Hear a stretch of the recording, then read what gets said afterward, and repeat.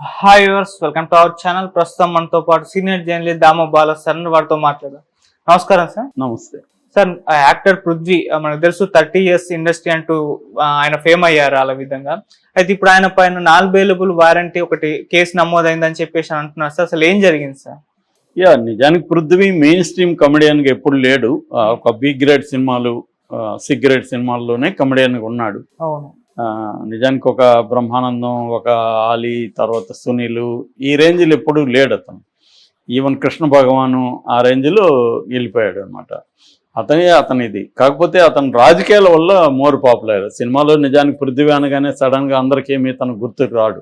ఎందుకంటే ఇంకో పృథ్వీ కూడా యాక్టర్, విలన్, కమెడియన్, అంటే కామిక్ విలన్ ఇవన్నీ చేసే పృథ్వీరాజు ఉన్నాడు కదా.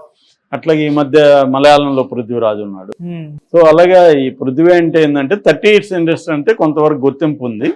కానీ రాజకీయాల వల్ల తను పాపులర్ అయ్యాడు. ముఖ్యంగా వైసీపీలో చేరడం, వైసీపీలో అక్కడ భక్తి ఛానల్కి ఇతను ఇన్ఛార్జికి పెట్టడం, అక్కడ ఇతను ఏదో అమ్మాయిల వ్యవహారం దొరికిపోయి ఇదే తెలుగుదేశం వాళ్ళే అప్పుడు ఇతన్ని ఎక్స్పోజ్ చేశారు.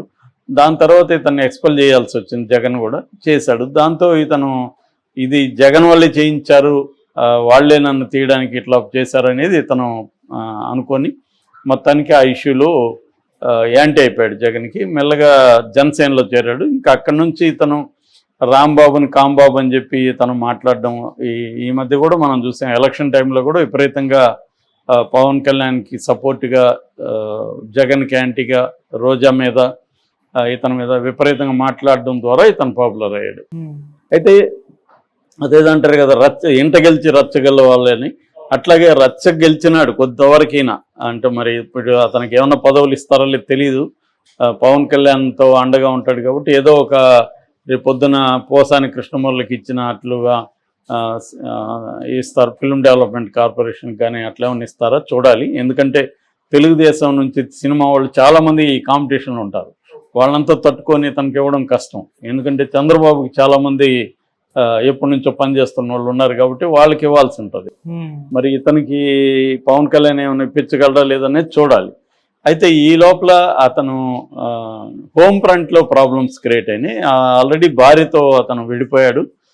శ్రీలక్ష్మి ఆమె పేరు, బాలరెడ్డి శ్రీలక్ష్మి.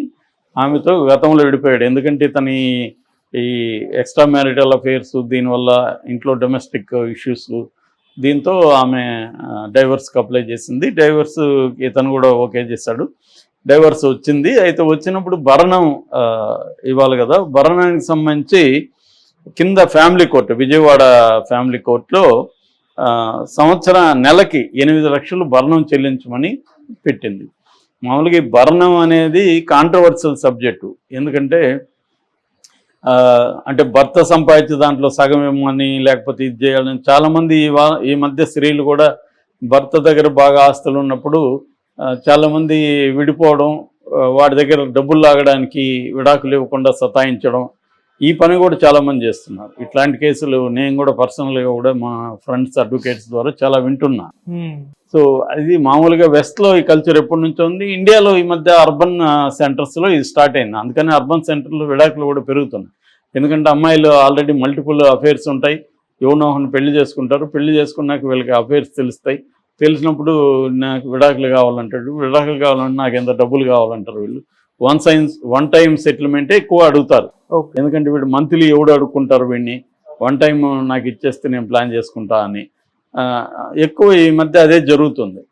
అయితే ఇక్కడ ఈ విషయం ఇక్కడ కూడా ఏంటంటే 8 lakhs per month ఇవ్వాలంటే ఇతనికి ఇతను ఎంత సంపాదించాడో మనకు తెలియదు. మామూలుగా కెరీర్ పరంగా చూసుకుంటే ఫిల్మ్ అంత బ్రైట్ కెరీర్ ఏం కాదు. నెలకి 8 లక్షలు అనేది ఖచ్చితంగా ఇతనికి ఇబ్బందికరమైంది. అన్లెస్ అతనికి ఏమన్నా ఆస్తులు ఉండి వాటిలో ఇన్కమ్ ఉందా తెలియదు. మరి కోర్టు ఏ గ్రౌండ్స్ మీద 8 lakhs ఇవ్వమని చెప్పిందో తెలియదు. సో ఏదేమైనా అది చాలా ఎక్కువని ఇతను ఫీల్ అయ్యాడు. దాంతో ఇతను హైకోర్టుకి వెళ్ళాడు. హైకోర్టు ఇతని వాదనని కన్విన్స్ అయింది. ఇంత ఇవ్వాల్సిన అవసరం లేదని హైకోర్టు 22,000 ఎక్కడ, 8 లక్షలు ఎక్కడ. మరి కింది కోర్టు ఏ గ్రౌండ్స్ మీద 8 లక్షలు ఇవ్వమనిందో తెలియదు మనకి. కానీ హైకోర్టు ఇతనికి 22,000 మంత్లీ ఇస్తే చాలని చెప్పింది. అంటే ఇతని ఆదాయాలు మొత్తం ఇతను ఏదో ప్రొడ్యూస్ చేసి ఉంటాడు కదా, తన ఆస్తులు ఎంత, తన మంత్లీ ఇన్కమ్ ఎంత, దాన్ని బట్టి హైకోర్టు కన్విన్స్ అయినట్టు కనబడుతుంది. హైకోర్టు 22,000 ఇస్తే చాలు అని చెప్పింది. ఇతను కనీసం 22,000 ఇవ్వాలి కదా మంత్లీ. ఇతను దాన్ని కూడా ఎగ్గొట్టి తిరగడం మొదలుపెట్టాడు. దాంతో ఆమెకు సంబంధించిన అడ్వకేట్స్ శంకర్ రాజేంద్ర ప్రసాద్, సప్పార్ రమేష్ ఇలాంటి వాళ్ళు 2-3 మళ్ళీ ఫ్యామిలీ కోర్టులో కేసు వేశారు. ఫ్యామిలీ కోర్టు ఈమెకు ఫేవర్గా ఉంది, హైకోర్టు ఏమో ఇతనికి ఫేవర్గా ఉంది. కానీ ఇప్పుడు హైకోర్టును కూడా ధిక్కరించాడు ఇతను. సో హైకోర్టు వాయిదాలకు రావడం మానేసి పేపర్లో ప్రకటన ఇచ్చాడంట మొన్నెప్పుడు. సో దాంతో హైకోర్టుకు కూడా కాలింది. అంటే 8 లక్షల నుంచి 22,000కి నేను తీసుకొస్తే దాన్ని కూడా వీడు ఇవ్వలేదంటే వాళ్ళకి కాలుతుంది కదా. అవును, నిజానికి అది చాలా అన్యాయమైన విషయం ఇతని వైపు నుంచి. ఓకే. ఇతనికి చాలా రిలీఫ్ కదా, 8 లక్షల నెలకి ఎక్కడ, 22,000 ఎక్కడ. అదన్నా దానికి ఆమె కూడా ఇంకా హైకోర్టు చెప్పింది కాబట్టి ఆమె సుప్రీంకోర్టుకి వెళ్ళలేదు. సరే 22,000 అన్నా ఇస్తే చాలు అని ఆమె ఫిక్స్ అయినట్టుంది. కానీ అది కూడా ఇతను ఇవ్వకుండా ఎగ్గొట్టడం, కోర్టుకి వెళ్ళకపోవడం, దీంతో ఈరోజు హైకోర్టు ఇతనికి అంటే కింది కోర్టులో చూసుకోమన్నట్టుంది. కింది కోర్టు ఇతనికి family court non bailable warrant issue చేసింది.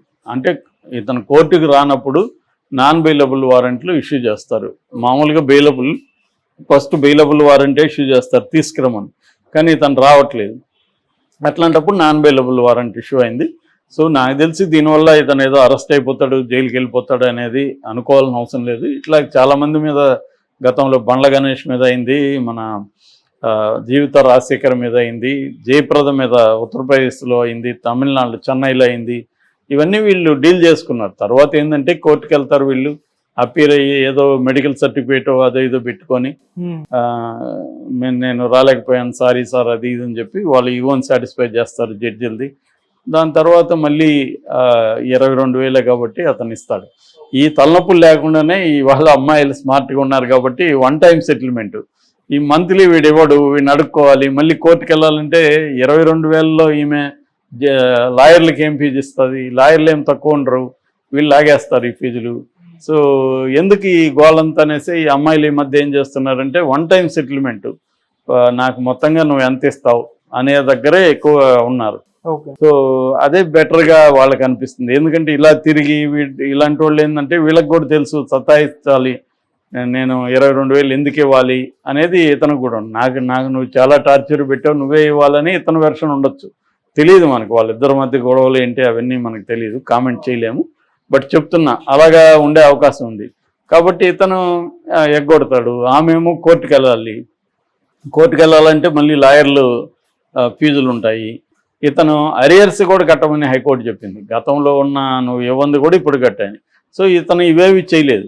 మేబీ అరియర్స్ కొద్దిగా ఎంత అనేది వీళ్ళు ఇంకా చెప్పలేదు, కానీ కొంత ఒక మంచి అమౌంట్ ఉన్నట్టుంది. అందుకోసం ఆమె లాయర్లకు పోతుందని మళ్ళీ కోర్టుకు వెళ్ళింది. సో ఇప్పుడు మనోడికి నాన్ బెయిలబుల్ వారెంట్ ఇష్యూ చేశారు. మరి అరెస్ట్ చేస్తారా ఇతన్ని? ఇతను వెళ్ళకపోతే అరెస్ట్ చేస్తారు. కాకపోతే ఇతనికి ఇప్పుడు ఫ్రెండ్లీ గవర్నమెంటే ఉంది అక్కడ. సో పోలీసులు కూడా ఇమీడియట్గా పృథ్వీని అరెస్ట్ చేయకపోవచ్చు. ఇతనికి ఎవరినో ఒకరిని పట్టుకొని నాదెండ్ల మనోహర్నో ఈ కందులో దుర్గేష్ను పట్టుకొని, ఎందుకంటే వాళ్ళు కూడా మినిస్టర్లే కాబట్టి ఎవరో ఒకరి ద్వారా ఇతను చెప్పించుకోగలరు నాకు తెలిసి. కానీ కోర్టుకి అయితే పోవాల్సిన అవసరం అయితే ఉంటుంది ఖచ్చితంగా. ఎంత చెప్పించినా కోర్టుకి కోపం వస్తే మాత్రం పోలీసు బాధ్యత వహించాలి. కాబట్టి పోలీసులు కూడా 4 రోజులు లేట్ చేయగలరు, దొరకలేదు సార్ అని చెప్పగలరు, అంత తప్ప ఇతను పోకుండా అయితే కుదరదు. ఖచ్చితంగా పోవాలి, జడ్జి గారిని ప్రసన్నం చేసుకోవాలి, తప్పైపోయింది సార్ అని చెప్పి డబ్బులు ఇచ్చుకునే కార్యక్రమంలోకి చేయాలి. అది లేకపోతే మాత్రం ఇతనికి ఖచ్చితంగా ఇబ్బంది అయ్యే అవకాశం అయితే ఉంది. Okay sir, thank you so much sir.